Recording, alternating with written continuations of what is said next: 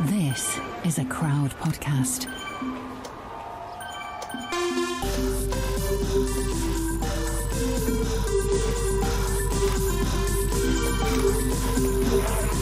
Hello, I'm Geraint Thomas.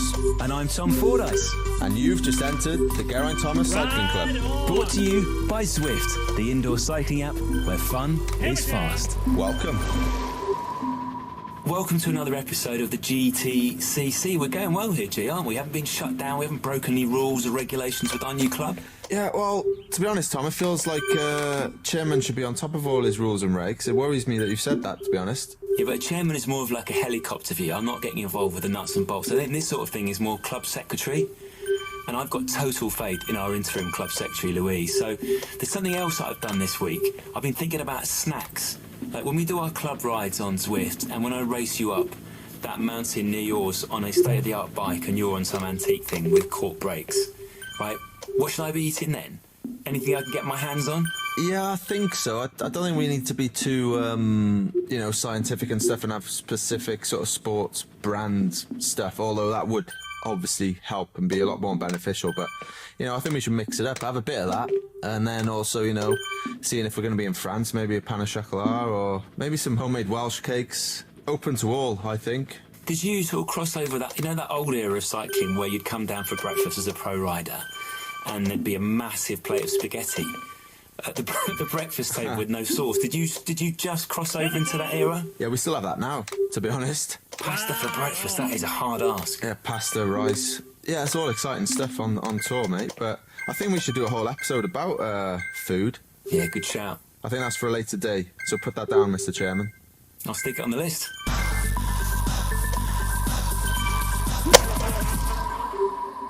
Right, so I've got to confess it's me who's chosen this episode's subject. Geraint, I know you don't really want to talk about crashes, but everyone's fascinated by them. I'm sorry, we're going to go with some old stories, but look, you're not the only person who crashes. Everyone who rides a bike crashes, don't they? Yeah, thanks for that, mate. Well, I've had a few recently too, with dislocating my shoulder in training right down here in south of France, and then the Giro water bottle. So I'm not the biggest fan of talking about crashes. I keep saying I'm not superstitious, but it's one of those things I'm like, the more I feel I talk about it, the more I feel like I'm just asking for the next one to be just around the corner. So, yeah, thanks for that, Tom. I'm going to, if anything does happen, I'll be... It's fault. It's your fault, yeah. I'll be right on the phone to you. But, crashes, I guess, I've said it before, it's like playing cricket, You're always, as a batsman, you're always going to lose your wicket, and as a bike rider, professional bike rider, you're always going to crash. It's part of the sport, really. There's something about crashes, right? If you think about crashes and you think about crashing while you're on your bike, it always seems amazing that you're just not crashing all the time, I think. Let's say you're doing a descent and you're on this, albeit a nice bike, and you look down and you see whatever the width of your front tyre is, whether it's 23 mil or 25 mil, 27 mil, you look down and it suddenly seems like a ludicrous bit of physics that you're staying up, doesn't it? Yeah, and it's not like MotoGP or Formula One. You're on a big closed racing circuit, you know all the corners, generally if it's going to be slippery or not. On the open road, you don't know what's around the corner. It could be a random sheep or a horse or dog. It could be a broken down car. It could be, if it's in a race, it could be someone's crashed and there's a few cars parked behind and on a racing line.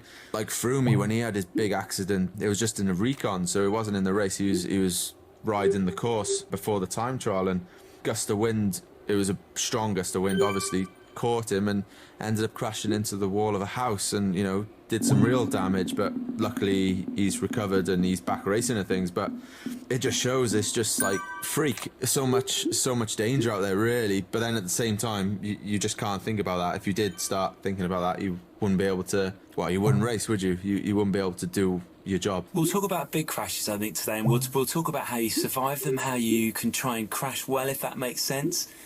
But there's also those sort of crashes where, like, you're doing about 2 miles an hour and nothing seems to have of being dangerous at all, and you end up in a lot of pain. What's the most innocuous way of hurting yourself? Is it the one where you just have to stop suddenly and one part of your body hits the stem of your bike with a little Or your balls? Is that what you're talking about?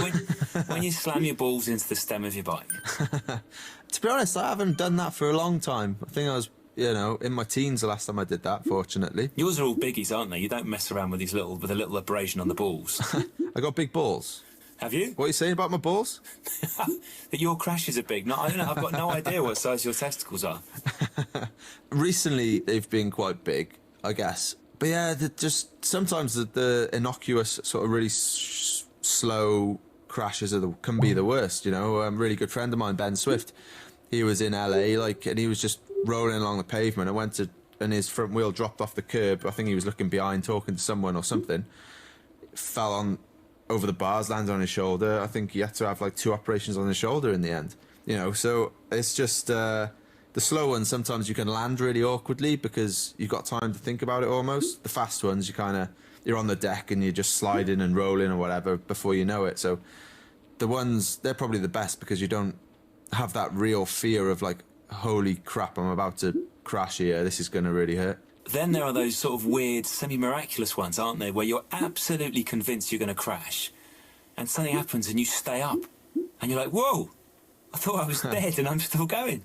Yeah, that's certainly happened to me a few times. I've lost both my hands off the bars and then managed to save it somehow with my chest sort of balancing on my handlebars, which... Whoa. And once you come back from that, there's no better feeling. That's better than winning the Tour, seriously. When you're surfing on your handlebars going downhill, and there's just a drop off on either. Yeah, don't want to even think about that. But yeah, I did some research talking about that. Actually, I put a tweet out for this podcast about people with their near misses. But looking at my feed, to be honest, there's a lot of bruises, a lot of cuts, broken bones. They don't sound like near misses to me, to be honest. You did also get a comment from Luke Rowe suggesting that you didn't need much help with research on crashes. The thing is, right, I got this bad reputation for crashing, and I think earlier in my career, I definitely maybe rode in the danger zone too much. But now recently, I think, especially when you become one of the favourites for a Grand Tour, for instance, and you crash, obviously people talk about it. But, if I was just, back in 2008, 2009, if I'd crashed in the Giro and gone home, nobody would know, nobody would care, But when you're one of the favourites, suddenly the spotlight's on you a lot more. And I seem to have that reputation now, but yeah, whatever. It doesn't it sounds like I get really irritated now, doesn't it? But it's just, it's one of those things. You spent a lot of time down the years being coached by Rod Ellingworth, who was the head of the GB Olympic programme, as a man who's played a big part in your life. Didn't he once tell you to take your Superman cape off? Was it Superman cape? Was it a Batman cape he told you to take off on descents? Yeah, Superman, yeah. So basically, like I was saying, when I was young and sort of keen and eager, I just used to take just try to go around corners a lot quicker than you could physically do it, basically. And then sometimes he's basically telling me, you're not invincible, just, keep a cool head and sort of try to sort of take the risks at the right time, basically. But yeah, that's one thing that's always sort of stuck with me.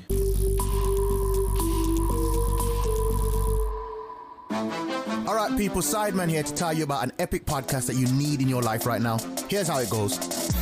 We all know 2020 was an awful year. This is the worst crisis for a generation. But thankfully, one man, and me, had a plan to end it on a high. Do you want to be good or do you want to be great? That's Rick Lewis, one of Britain's most influential businessmen. Yes, I'm intelligent. I teamed up with a millionaire in 2020. And this was the plan. Pay attention. For 12 weeks, Rick Lewis was the mentor. The only person stopping you is usually you. No one is playing man-to-man defense on you in your life. We gave 3 young people an hour a week and access to £5,000 each to make a difference to their lives. I just want to set a realistic goal and just look towards a better 2021, because 2020, oh my days, this year's been messy. So that's the mentor, 12 weeks, £5,000 and Rick Lewis. I'm sure you want to find out what happens, and you want to hear more of that silky smooth American accent? And who doesn't want free advice from a millionaire? Go and search The Mentor in all your usual podcast places. Trust me, you'd be stupid not to. See ya! Right on. Right, let's start with the pro world, Geraint. When there's a massive crash in the bunch and like 20, 30 riders are going down and there's bikes going everywhere. If you're in the middle of that, what do you hear? What do you notice first? For normally some sort of shout or yelp because something's happened, and then it's just the metal on tarmac and, you know, carbon and squeaking brakes and maybe tyres blowing out, or just chaos. It's just like if there's barriers on the side of the road, you hear the barriers sort of moving, and it's horrible. But at the same time, if you are just listening to it, you're not actually involved in it. It is actually a really nice feeling. You're like, oh man, I'm so glad I'm not in that. But obviously you're concerned that, you know, you hope everyone's all right. But the relief of not being in it is also massive. You get some amazing levels of swearing in 8 different languages. I think everyone reverts to sort of a lot of English actually when it comes to crashing. I don't know. I think a lot of guys, even foreign guys now, especially in our team, when they're so used to speaking English. Well, Pals, for instance, he's from the Netherlands, but he would swear all the time in English, even like, you know, spontaneously like that, without thinking. And if a crash is happening in front of you, let's say there's nothing you can do about it at all, a crash happens to you. What's the thought in your mind? Is there time for a single thought to go through your head? Is it just a shit? Yeah, it's kind of, you know how people say it's almost like it slows down, it goes through slow motion. It is really like that. Like, I don't know if people listening to this, you know, crash their bikes or their car or something, and it's just that split second where it just seems like so many things come through your head. For instance, like when I crashed once, like my back wheel just slid out on the top of some climb in the Tour.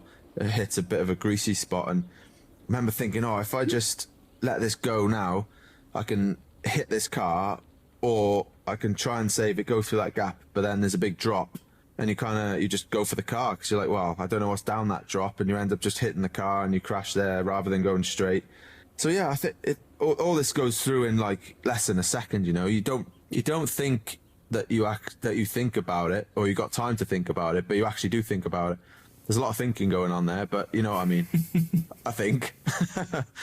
But yeah, it's horrible. Like that thought of just, there's some crashes when you're like, oh no, this is really gonna hurt. But if it's a big pileup, generally you could be okay as long as you're not the first to go down. Big cycling pylon. Yeah, in a kind of, I don't know if it's a bad thing, but you do actually look for a body to sort of land on sometimes. Oh, like a nice big sprinter or a domestique. You don't want it landing on a little skinny climber.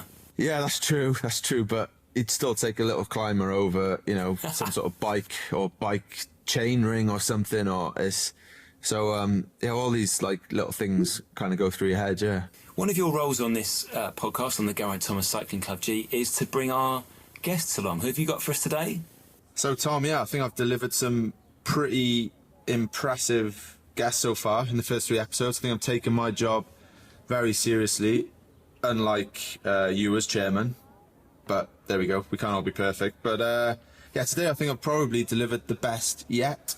Maybe the best of the series. I know it's a big call on episode 4. But yeah, it's my wife, Sarah Thomas. Ah! No pressure there, following Sir Paul Smith. Going to be a bit of a come down for the listeners, I think. Starting from the back foot already. Ordinarily, I'd say it was a bit Trumpy, like filling out key appointments in the Geraint Thomas Cycling Club with your own family members. but bearing in mind it's Sar. So Sar, you see a totally different side of crashes to Geraint, don't you? I know the worst thing is to crash, but if the worst thing is to crash, then surely like a really close second is being the partner of the person who's doing the crashing.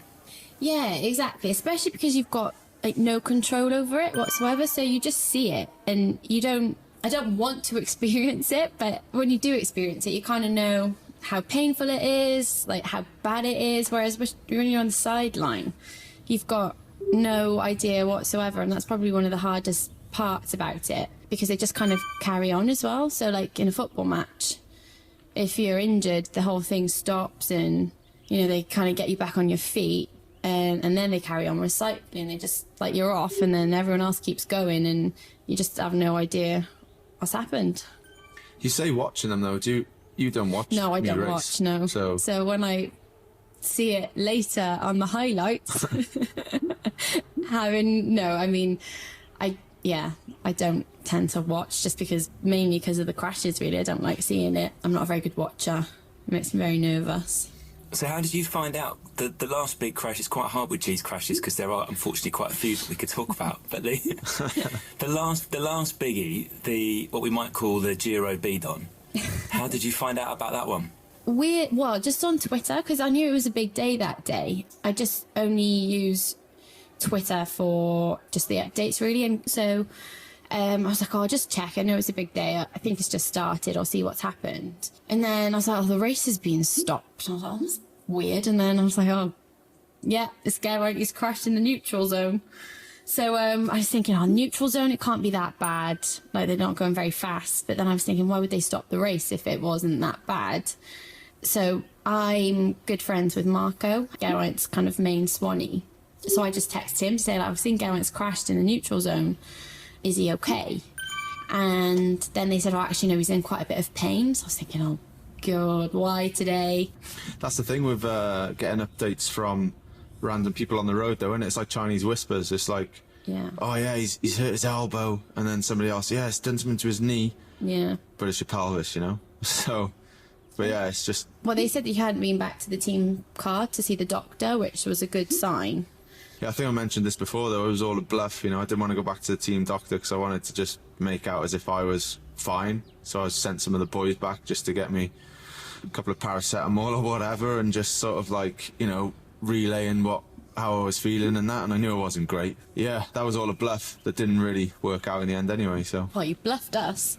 We thought you were going to be fine. Yeah. But you know what Sarah was saying as well about, like, not being in control and, like, being more tense? I always thought that was a load of rubbish. I was like, what are you on about? Like, it's a lot worse crashing than, you know, being worried about someone who's crashed. But then, I think the first time I watched the Olympics, the team pursuit, obviously I raced in 2008 to 2012 with Ed Clancy, and then he was in it again in 2016 going for his third Olympic gold, and I was actually properly nervous, like more nervous than when I was racing with him, you know. And I think that's when I suddenly realised, actually, yeah, it is worse watching than actually competing. Yeah, but imagine if Ed was me as well. Yeah, exactly, yeah. Well... Do you get more nervous? Yeah. Yeah. Let's move on. There have been times, though, haven't there, where there's been epic days of racing for Geraint, and you've had to do something else. I remember you telling me about the final time trial in the Tour de France in 2018, where basically, as long as G doesn't have a nightmare, he wins the Tour. Were you watching Tenable with Warwick Davis instead? That was the day before. So it was the descent, the day where it was the penultimate. It was the last road stage, yeah, and it was that descent to the finish. And I was thinking, this is prime Geraint crash territory. He's winning the Tour, but we've got to descent to the finish, and it was really foggy, and I couldn't watch it. So I was watching Tenable with my mum upstairs with updates coming from everybody. Kath Rose, so Luke Rowe's wife, was texting me. She was not helpful. She just texted me saying, shit! And I was thinking, oh, right, that's it. It's done. It's over. Yeah. And I was like, oh, my God, what's happened? She was like, no, nothing. It's just really tense. I was like, oh. I think what made it worse, though, as well, on TV, which I heard later, was that Geraint, he's a Russian rider who was at the back of our group, and he goes round the corner like it's a 50-pence piece. You know, he's not the smoothest guy to look at on a descent, and I think he was all over the place, and I think the commentators were, you know, getting really sort of exaggerated with that as well, which sort of added to the whole tenseness, or whatever the word is, of it, really. So, do you ever wish you did a different job? Yeah, I do, I think. It's just a weird one, isn't it? Because the highs, when they come, are so high, but then the lows are really, really low. And then it's just it's the crashing, I think, is just... It's so dangerous, and I think we've been through it a lot with you with the crashes, and so far you thought you were a bad luck omen at one point. I thought I was a bad luck omen because every time we used to go to a race, he would crash. So that's why I stopped watching, because I was like, it's me. He crashes every time. So that's partly why I don't watch and I don't go to many races. But the year I won Paris-Nice, so I was here in Monaco, with the mum and dad, and they were going to come and watch the finish, but then obviously they just thought, they'll stay away. They just went to the local bar, and but you also did tell me to stay away that year. Yeah, I did, yeah. Don't put this all on me. Yeah, well, I always say I'm not superstitious, but I think I probably am then, because there's loads of little things you end up doing which you think is going to help, but it obviously isn't, but you still find comfort in it, really. So have you given Geraint anything? Have you given her any lucky charms or anything like that? Yeah, I gave you a wishbone charm that you've got on your Garmin. It was I gave it to you after you crashed out of Paris-Roubaix, because we always do a wishbone, don't we? So yeah, the wishbone at the back, we always do your little finger and you just snap it and make a wish. So we always do that, and so I bought me that wishbone, which I put on my Garmin, my cycling computer, after Roubaix, and then obviously the rest of that year was pretty good. Obviously won Dauphiné, which is the big lead-up race to the Tour de France, and then obviously won the Tour, 2 stages there, so it seemed to work quite well. But then you kind of forget about the times it doesn't really work as well. So like Romandy, I had a pretty rubbish race. Absolute shocker. Yeah, I had it there, but I didn't crash that year. But I don't know, you just kind of end up thinking You just don't want to change anything, even though it's not really worked since the Tour, but it's still on there. Yeah, exactly. So it's just like you just get comfort in using the same stuff, the same kit, just like with your shoes or whatever, or your kit, and then just go through the same process before every race as well. And Max has got you a charm now as well, hasn't he? Yeah, so I got a little baseball cap as well next to my wishbone on my bike. But I think Tim Kerrison, my coach, I don't think he's very academic, is probably a good way of putting it. And that's a good summary. And so yeah, he's a bit, he looks at it and he's like, whose Garmin's this? Like, what's this on it? I was like, oh, it's mine. And you kind of give a brief explanation, and he just like looks at you like you got 2 heads. And he's kind of just it's not very aero. Yeah, it's not very aero. It's probably it is adding weight to your bike. So are you sure you want it? Like, are you sure that's going to bring you luck? But so, yeah, I'll be all right, Tim. Yeah. Are you worried, Sarah, at all that your son Max, when he grows up, he's only 1 year old at the moment, so he's a long way to go, but if he grows up and he wants to follow his dad, and I'm sure he'll ride a bike anyway, how would you feel if he gets to the age of sort of 16, 17, and he's got a bit of his dad's ability, and he says one day, Mum, I quite fancy being a pro cyclist? See, I've been thinking about that, and obviously you wouldn't want to stop him, but I'd rather him do tennis, to be honest. Or golf. Or golf. I mean, he pushes your bike out every day now, doesn't he, ready for your training? So I think might be that way inclined. Yeah, and this year with the Giro, well, last year with the Giro, we have a 2-year-old niece, and she obviously doesn't understand the level which you've cycled to, but she understands you ride a bike, and she understood that you'd crashed, and she got quite upset about it, and she saw you and she was a bit shy around you, wasn't she, and clearly quite upset. And I was just thinking, well, when Max gets older, and he starts to understand, he knows dad bike already, so yeah. I don't think it's going to be too long until he kind of understands a bit more Dad's crash. and I just think that's going to add a whole another level to kind of the feelings of when you crash. Like, I have my disappointment, but then I'm also probably going to have quite an upset toddler who kind of understands his dad's crashed and a bit hurt, but doesn't really understand the stuff that goes around it. And I think that's just going to add another level of feelings to the whole thing, and it's going to be quite a difficult thing to probably try and explain to him when he gets a bit older, and not one that I'm particularly looking forward to. No pressure then. Yeah. No pressure on not crashing anymore. Don't disappoint your son. Don't just disappoint me, you're going to disappoint your son as well. Oh, and well, with Alice as well, our niece, we had a little way of dealing with it. Yeah, she brought her little Peppa Pig doctor's case over to see you, didn't she, to help Uncle Ger. And yeah, because she got it, she knew you were hurt, but she didn't quite understand how it happened.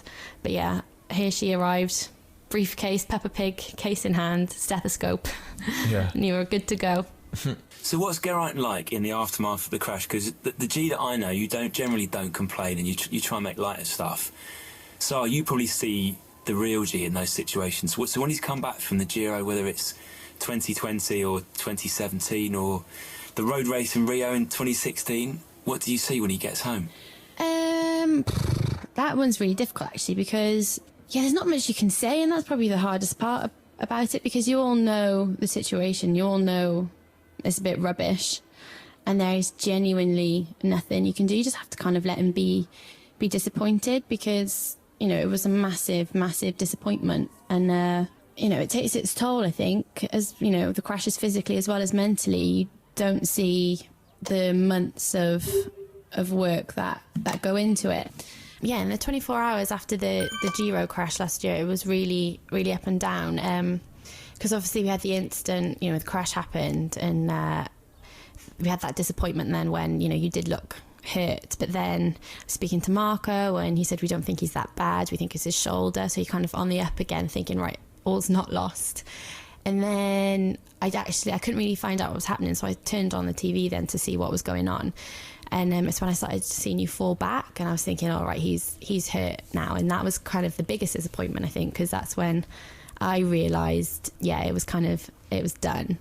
And that was probably the hardest one I've had to watch, because I knew how much you'd put into it, and just to see you keep trying to come back and not give up when clearly you were in a lot of pain. That was probably the hardest one for me to watch. And then obviously I spoke to you after the race, and you were understandably very disappointed. And it's the first time you've ever said to me, oh, I hope I've broken something. And I was like... Yeah, because like the immediate aftermath was, I'd lost like to the GC guys, like the overall contenders, lost maybe 8, 9, 10 minutes, something like that. So my race was pretty much over. So I was going straight to the X-ray at the finish, and obviously spoke to Sard before I went. I was like, oh yeah, I hope something's broken, because you just wanted to come home, didn't you? But yeah, but it also just proved, like, you know, why I felt so bad as well, really. And then obviously went to the X-ray, and they said it was all fine. So then, you know, going back to the hotel in the team car, I was just like super down then, just like, I just don't want to be here, really. Like, I come here to try to win the race. I don't want to just grovel around for 3 weeks. And it makes it kind of easier to leave if you've broken something. It takes that decision out of it, doesn't it, about whether or not to carry on. Yeah, and obviously a team leader as well, so you don't want to just like pack up your stuff and just get out of there. You won't need to fight and carry on. So, but then a few hours later, though, it's sort of, you get your head around it a bit, you talk yourself into it, and you get a bit more up for it, and you're kind of like, oh, actually no, I'm still here, I'm still in the race, I might as well go and help the guys. Yeah, we were feeling a lot more positive, weren't we? Like, you can still get a lot out of it. There's still stuff you can do. Yeah, but then the next day, obviously went for the MRI and the CT, and then suddenly the doctor walks out, and he's like, oh, you fractured something, so you're not going to start, you're just going to go home. And then it was kind of like the disappointment all over again. Not quite as much, but it was still like, oh, geez, man, like, what's going on? I think as well, what added to it is you sacrificed so much for the Giro last year. Like, okay, the time away, but, you know, we'd all committed to it, because you were missing Max's first birthday. If all went to plan, you were missing my 30th. And we all kind of got our heads around that and thought, yeah, let's go for it. A 5-year wedding anniversary. 5-year wedding anniversary as well. So yeah, I think it all added to this one massive disappointment, and it was kind of over a 24-hour period. And it sinks in even more when you actually leave the team, because when you're still at the race, you're still in that sort of race bubble, and you're obviously massively disappointed, but I don't know, you're still in that environment. But then I remember frantically looking on Skyscanner for a flight home, found an indirect one to Bristol or somewhere. I remember the team bus was going past the airport, they dropped me off, and I was hobbling along, didn't have a crutch or anything, and there was a massive queue at security, and I was just remembered standing in that queue thinking, I've got a bloody fractured pelvis here, and I'm stood like just, it was like a good half an hour, and it was just a bog standard like EasyJet or something. I can't remember what it was exactly, but I think one person did recognise me and had a picture actually, and which was a bit awkward with the whole COVID thing as well. Like, you don't want to get too close, do you? You know, it was a weird thing as well, because fortunately with the team, we've been lucky enough, we had a couple of private flights, and then it was like a double whammy then. You know, you've crashed out of a massive race, your target, and then you're on a commercial airline on your feet, or on one foot really, trying not to stand on the other. Did you have speedy boarding at least? I don't even think I had speedy boarding, no. But I got through and had a like, the delicacy down there is like this cannoli, like it's like a cheese-filled pastry thing. I had 2 of them and 2 beers waiting for my flight, and that certainly helped. And I think it's easier to take if it's maybe your, mistake. But I mean, the 2 Giro crashes have been such freak crashes that you just think of the whole peloton. Of course, why did it have to be you? the injury was definitely one of the tougher ones to come back from, but at the same time, it's still psychologically, that was the biggest challenge. I think just dealing with that and just getting over that. And then, yeah, with the physical stuff, like, it's obviously hurts. Yeah. Max agrees. Max, yeah, good point. We're joined by Max. Hey, Max. Look at the state of you. Yeah, we just got a little visitor. He's just woke up from his lunch nap, so Didn't sleep for very long. No. Max, you're looking very awake. Look at the state of you. I thought my head looked big on screen. Say hello, interim chairman. Oh my. How are you still chairman? But yeah, I think it was easier when you kind of at the start of your career, because you're like, oh, well, you know, these things happen. It's racing. You go again next time, and then it happens again the next time, and then again, and then again. And you just think, surely. And I think a bit that really winds us up is people being like, oh, of course it's going like you crushed. So that's really irritating, actually. And I know people think they're being funny, and yes, yeah, we can laugh along with it, but then it gets to the point where you're just like, he's actually crashing. It's not just he's a person who's crashing and hurting himself. So that does get a bit, well, it does get a bit wearing, doesn't it? That's the one thing I'm happy that, you know, cycling isn't a sport like rugby or football in the UK or Wales, because just going out there playing for Wales and you just get some guy in a pub that just sits down like with big beer belly telling you how you should play. Yeah, I'm glad we don't really have that in our sport. Although someone in the park, when we went to the park maybe a week, 10 days after I crashed with Max, and some guy was walking past, he was like, oh, Geraint, how you doing, bud? It's like, oh, yeah, getting better, thanks. Like, you know what your problem is? You need to crash less. I was like, oh, that's what it is. Never thought of that. Cheers, mate. Yeah. Right, so that's some of Geraint's crashes where it's ended his participation in a race. There's quite a famous one from the 2015 Tour, which looked, when you were watching on TV, like an absolute shocker. So he's going around on a descent, goes around a corner, and his wheel gets touched by, I think it's Warren Barguil, isn't it? And there's nowhere to go, and Geraint rides straight into a telegraph pole, hits his head, and then just disappears down a ravine. How was that one? Yeah, and I was watching that day because I used to S4C, the Welsh broadcasting channel. They show the Tour de France, so I was just in the studio with them watching it. All of a sudden, it just went silent because he just disappeared off the side of a mountain. So I was in the studio with three men, and they all looked at me, and I was just so I didn't turn the recording button off my microphone, so I just started crying, and I had these three men trying to comfort me, but also still commentate and trying to tell me to turn my microphone off at the same time. And then that was the only time I've ever had a call from the team. That threw me, actually. Like, the team never call me. You just kind of find out, like everyone else does, really, about the crashes. That was a big worry, because I thought, why is she calling me? This can't be good. And she's like, I've just wanted to let you know, I've spoken to the team car and he's fine. So I was thinking, oh, right, okay. So I actually knew he was fine before anybody else did, because I don't think they showed him again for quite a while on TV. But because I'd not been in the room and not watching it on telly, I didn't know that other people didn't know he was okay. But everyone else, I think, everyone else were really, really worried, understandably. So, but yeah, I think since that's probably that was the main kind of thing that happened that kind of stopped me watching, because I just thought, I'm not sure I can deal with this. Yeah, because you just don't know what happened. Yeah, and then he appeared with his minus his sunglasses, which I think was the main kind of issue for him. I don't even think he lost much time that day either. So I mean, it's a good story now, but at the time it was awful. I just think I can still remember seeing that him just vanishing off the side of a mountain. That is an unbelievable thing for someone to have to see their partner do, isn't it? Yeah, I think obviously, like, earlier on in my career, I kind of crashed a lot more, which was a bit more sort of my fault, sort of where I was putting myself really right in the eye of the storm, so to speak, right in the dangerous bit. So I was like, oh, I need to save energy, I need to be out of the wind, etc. So I was kind of always in the dangerous part, and obviously 50% of the time probably came off worse, but like later on it's just been like sort of that bad luck almost, and you kind of accept it, you know, especially once you've been doing it since you've been like 12, you kind of accept that crashes happen, and you're always trying to put yourself in the best position. But even when you do that, you know, things just go wrong.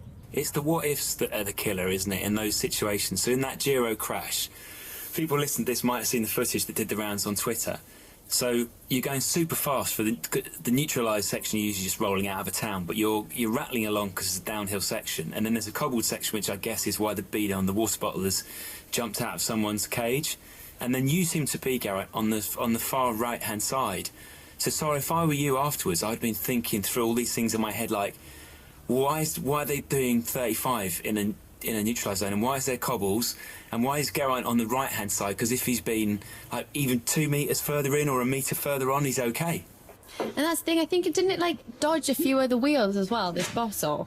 Yeah, it was in the middle of the peloton, the middle of the group, where the bottle like bounced out of the cage, and it just straight through the group. Nobody touched it, and then yeah, straight into my back wheel. But do you know whose bottle it was? It was Bahrain bottle. I was with Wout Powles today, actually, who rides for Bahrain, an ex-teammate of mine. He was joking about it, and we were just like chatting a load of rubbish, really. And I ended up just grabbing his bottle and just launching it down the road.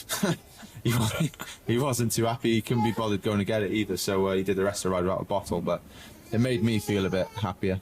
Also, as interim chairman, I can hear the junior section is starting to misbehave. So if you want to take care of the junior section, we'll catch up with you another time. Thanks for joining us on your own husband's podcast. Yeah. Yes, I need to. What is my title? That's true. In charge of the juniors, keeping them happy, I think. Yeah. Head of the junior section. I don't accept. I am handing in my resignation, effective immediately. Unbelievable.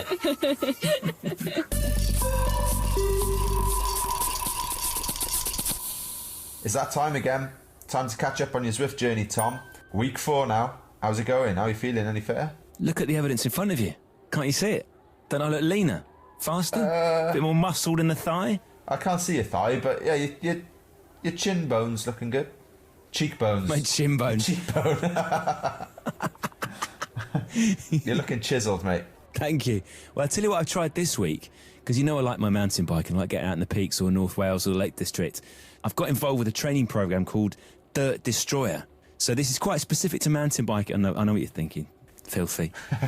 So this is quite specific to mountain biking. So there's quite a lot of grinding away in a low gear, like when you're mountain biking, you run out of gears and you've got to do all your power seated, because if you stand up, your back wheel starts slipping. So it's quite cool. And the thing that freaked me out this time was that, because I've got used to adjusting my gears to the way the gradient changes on Zwift. But this one, the whole point is that it does it for you.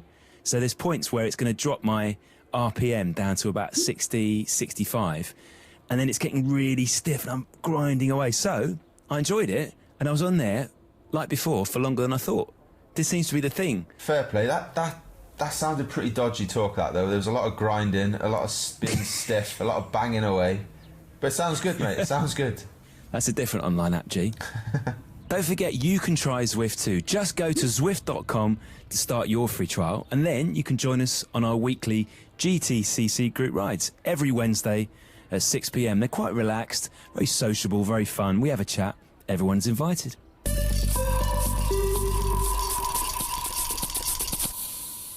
Right, so Tom, we've done me and all my crashes and the pros and whatever, but what about you then? You ride a bit. Have you had any crashes? I mean, everyone who rides a bike has crashes. The good thing about me going at least half as fast as you is that the crashes I do have aren't as bad.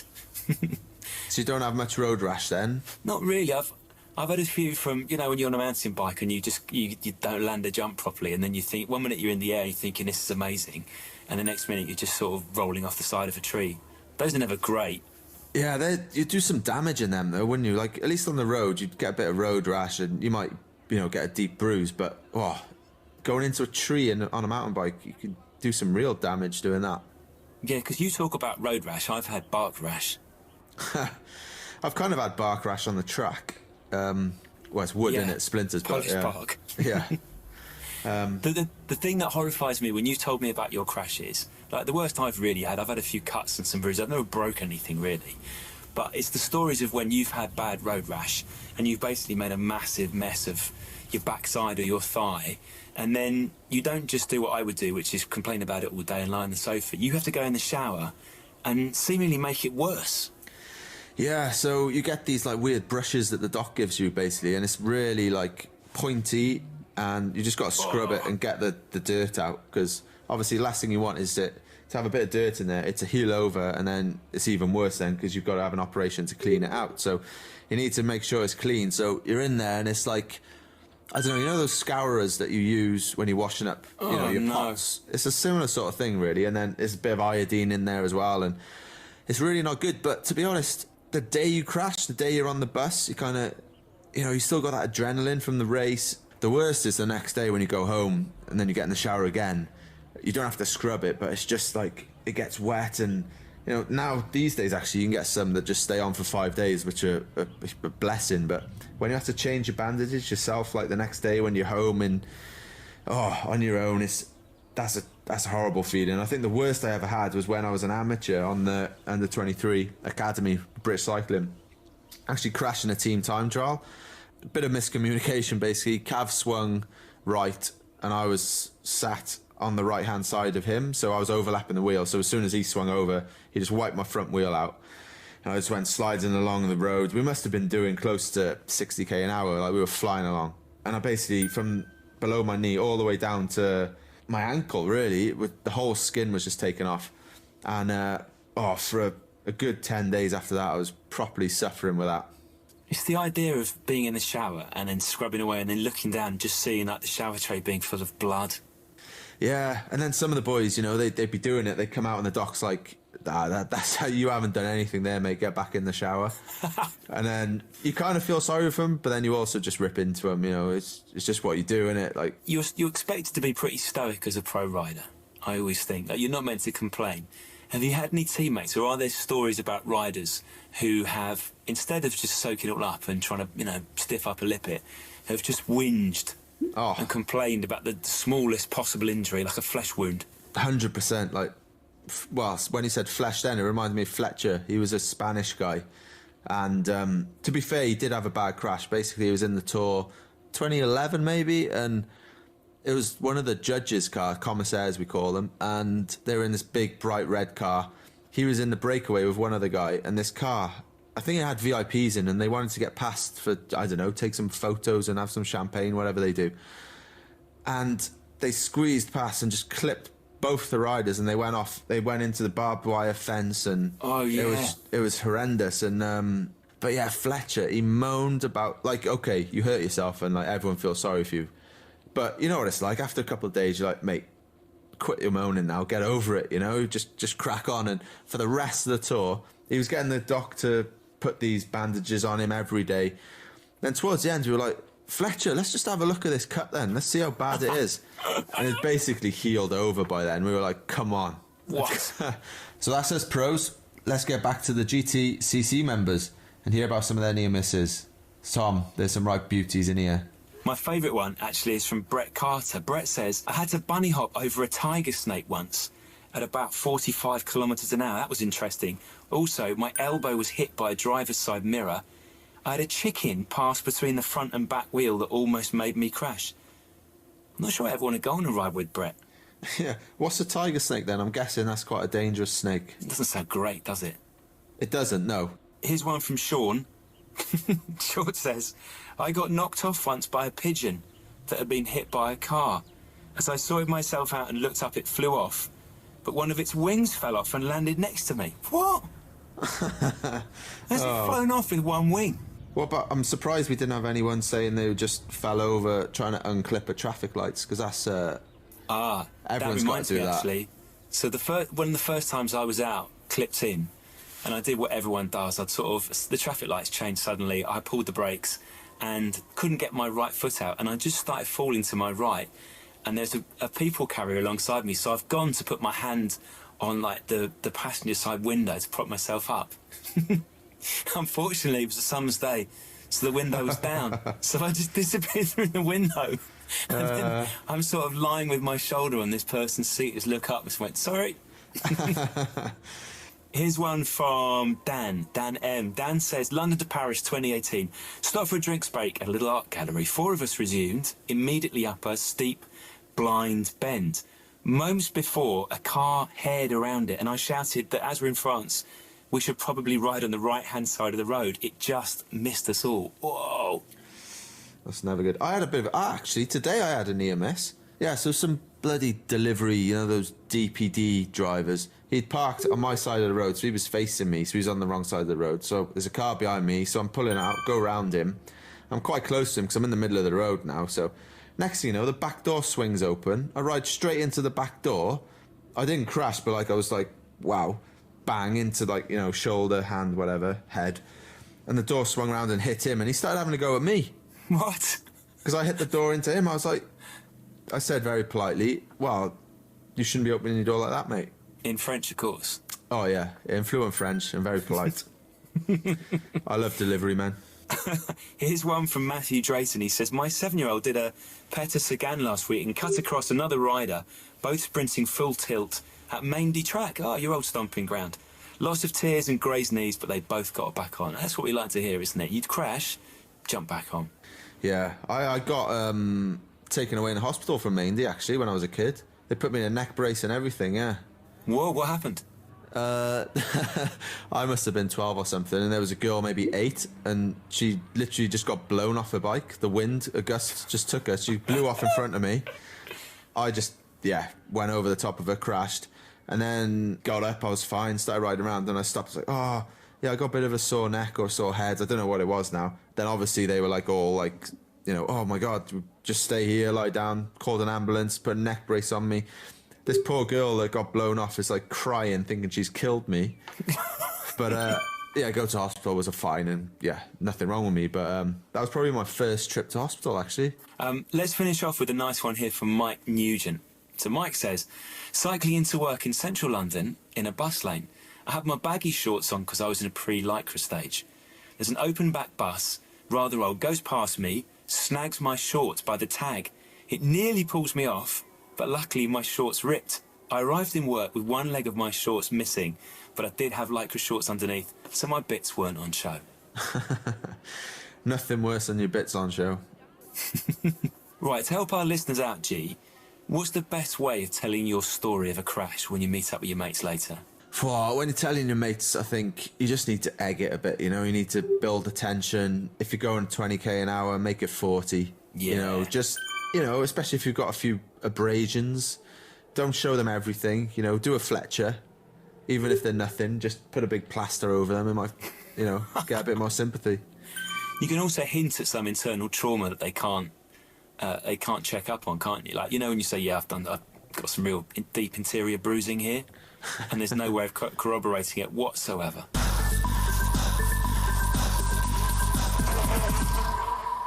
Okay, it's time for any other business. So, headlines on this. There's no new chairperson yet. I'm still the interim, so I'll host it again. We will get that sorted. Item number 1, as usual, is all about club positions. Now, I don't know if you've seen this, G, but we had a really nice application this week for the club mascot. This was from Helen Standen. The mascot that Helen has created is a lovely little white bear called Ted. He's got a sensational blue knitted jersey with our club logo on. What do you think? Yeah, I did see that, actually, and it was quality, to be fair, you know, quick turnaround, seeing this... Well, yeah, the club's only just got going, so nailed the glasses, gotta say. Well, all of it, really. It's, fair play, good knitter, old Helen. Well, no, she might not be old, but old, as in OL. You know what I mean? Yeah, well, if you look at our social media, you can see that Helen is a prolific knitter of sweaters for bears. So listen, we are delighted to have Ted as our first official mascot. But if you've got other ideas, keep them coming. Item number 2 for today is probably the most important thing that we'll discuss all episode, G. This is our club kit. Yeah, I've seen loads of members and people talking about this. I even saw one guy, Pete, I think, asking about free kit. Cheeky from Pete. Yeah, nothing good in life is ever free, is it? Or easy to get, you know? No. I'm not saying it's going to be extortionate, but it's going to cost a bit to make it, but I'm sure we could do something nice though, eh? Yeah, we'll do something special, won't we? So for all those asking, The jersey design is in hand. We've actually got Paul Smith on that one, which is fantastic. But what about a club T-shirt, G? I'm sort of thinking about the socials we'll eventually have, or when you want to just sort of wear something around the house. You know, we could even call it training wear. You know, like football clubs do it and cycling teams do it. You know, just training wear, which basically means sitting around on your backside in the house wear. Yeah, that sounds good to me, yeah. You can, well, when people are allowed out eventually, they can wear it out and about, or you can have it as your sort of your rag to clean stuff with. Depends on you, how much you like us. But, no, yeah, I think that'll be a lot simpler and quicker as well, won't it? Yeah, and I reckon that logo that we've got for the pod will work really nicely on a T-shirt as well. So, OK, we'll do that. I've also had an idea. Like, you know how you talked about the Sky Ocean Rescue jersey in episode 3? Yeah. You know, the one with the whale on the back and how it was drawn on the back of a napkin by James Murdoch's wife. So here's my thinking. Why don't we get our members to do the same? So members of the GTCC can submit their own hand-drawn designs for the back of our T-shirts. Yeah, I like the sounds of that, Tom. Do they have to do it on back of a napkin, though? No, they can if they want to. But, you know, listen, whatever way that you feel the artistic muse coming to you, do it. Just make sure they're hand-sketched. I think that's the idea we want to hang on to here, isn't it? We want them looking realistic and hand-sketched. Yeah, quality, authentic, and, send us some designs then, guys. Beautiful. OK, right, final item on any other business for today. We would love it, club members, if you wanted to go and leave us a review on Apple Podcasts if you've enjoyed the pod so far. Maybe like Bayboy88, who said, great listening for passing time while on the turbo. How about doing some talks on other disciplines like mountain biking or cyclocross? Yes, Bayboy, that is right up my street. We should definitely do a cross special, G, shouldn't we? Maybe we can do this around... I mean, the season is flying by. There's so many great talents in cyclocross, and you've done a little bit of it, and I like to do it at a very, very low level in the Northwest, so I would be big time on for some cyclocross and mountain biking chat. Yeah, I was going to say, you don't half bang on about cyclocross, do you? So that sounds a good one. That's a good go-to, so I'll see what we can do there, yeah. Good idea. OK, nice one, G. I'll see you in a week's time. Cheers, mate. Bye-bye. So that was the Geraint Thomas Cycling Club. Thanks go to Geraint Thomas, to myself, I suppose, as interim club chairman, to our new club mascot, Ted, to our club secretary, Louise Gawilliam, to our head of music, Emma Hickman, our treasurer, Diane Barker, our honorary president, Mike Carr, and most of all, you, our club members, for being part of this club and for listening. Crowd Network, a place where you belong.